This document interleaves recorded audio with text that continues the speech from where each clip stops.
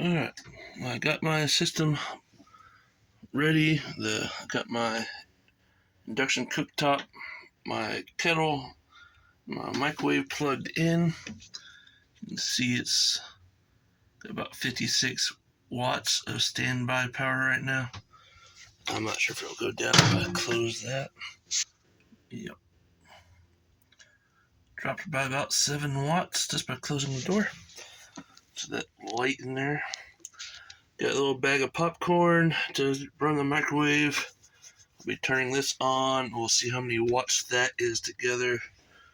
And I'll go with this at whatever watts I need to get to 3200 and see how it does.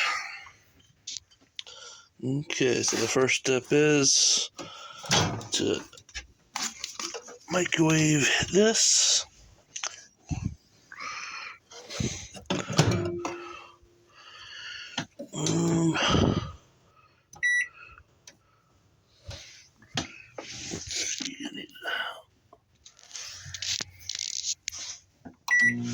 Okay, microwave's on.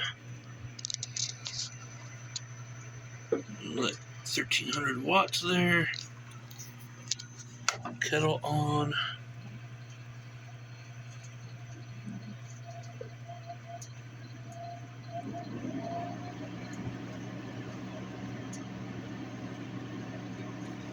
Fans kicked in. We're at 2700.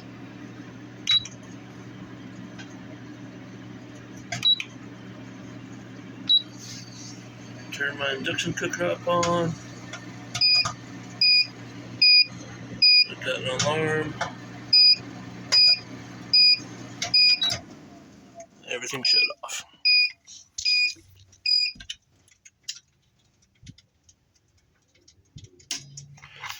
Alright, so it's not quite big enough to run everything. Even if it's at 600 watts. That's because this takes 1300 watts and that's taking 1500 watts. But it's easily do that again.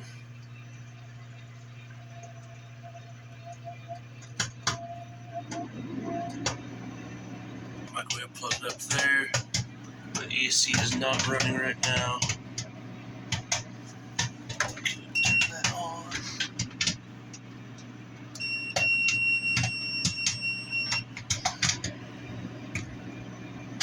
Let's see where that gets us.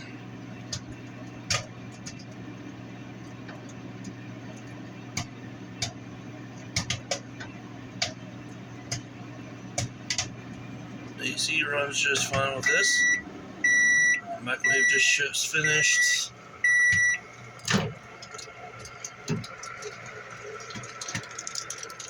Got a bag of popcorn here.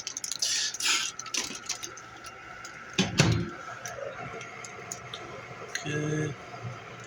So with this on and the AC on, it's pulling 1700. Let me turn this to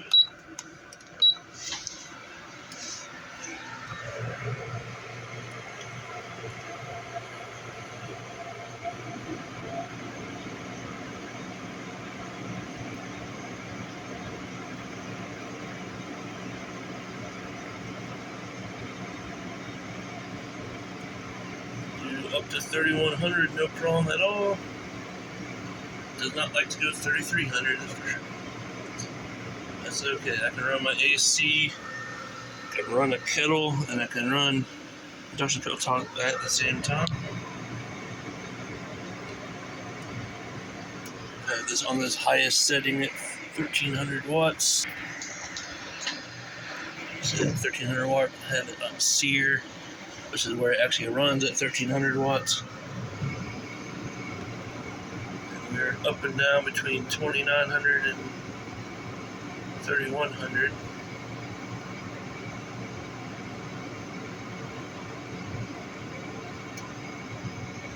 This kettle will finish way before this does, but I'll just let it keep going until it boils water.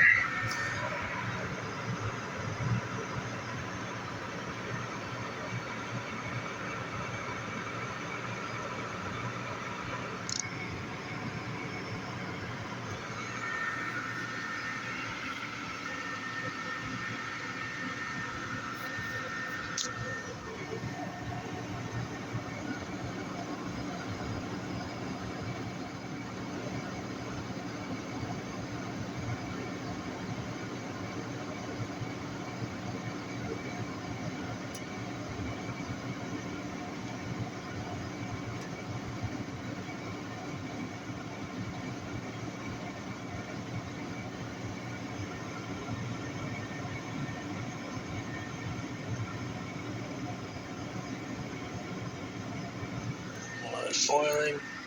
Did hang up my other USB light up here and ran it over to this.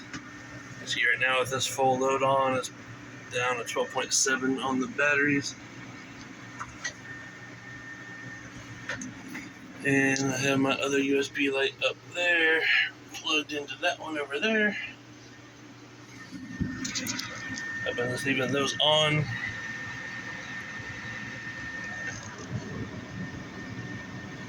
I did not bring my amp meter out here, so I cannot say how many amps are pulling through these. This wire's kind of hot. That one's slightly warm.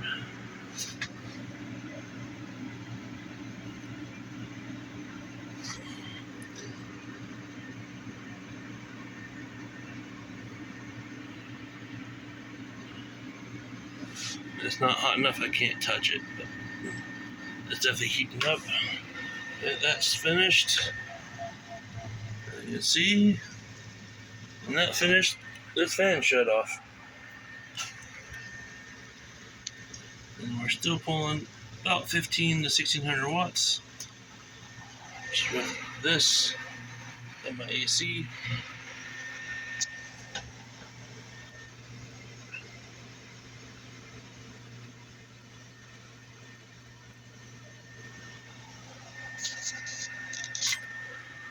For this wire, I used the Velcro strap that came with it to bundle that wire up. Then I ran the wire up and down over there to the fuse block I have.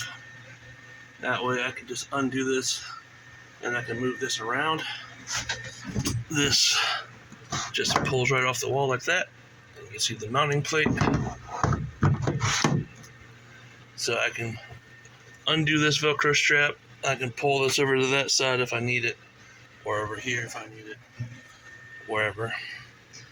And all I gotta do is unplug this, because that won't be able to come out with it, but that is what that's for. So I've got all those USBs. I have 2 more over there, and I have another one of these USB things here that I can mount somewhere.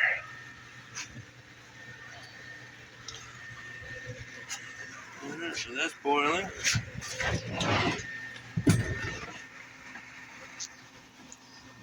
Let's hit pause.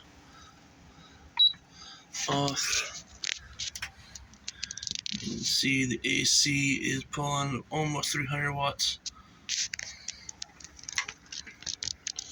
And of course, this one I have some standby on it because of the light and all that. The microwave have some standby. So you're probably talking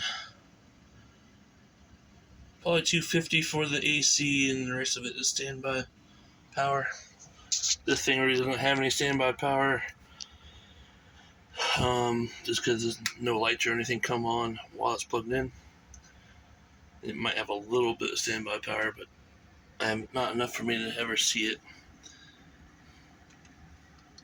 Alright. I know I cannot run all 3 of these at the same time. Mostly because these 2 draw too much power. This is a microwave that's rated at 700 watts. It obviously pulls about 12 to 1300 running.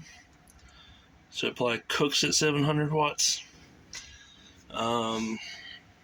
That, of course, is rated at 1500 watts, 600 to 1300 watts. But the inverter held up just fine.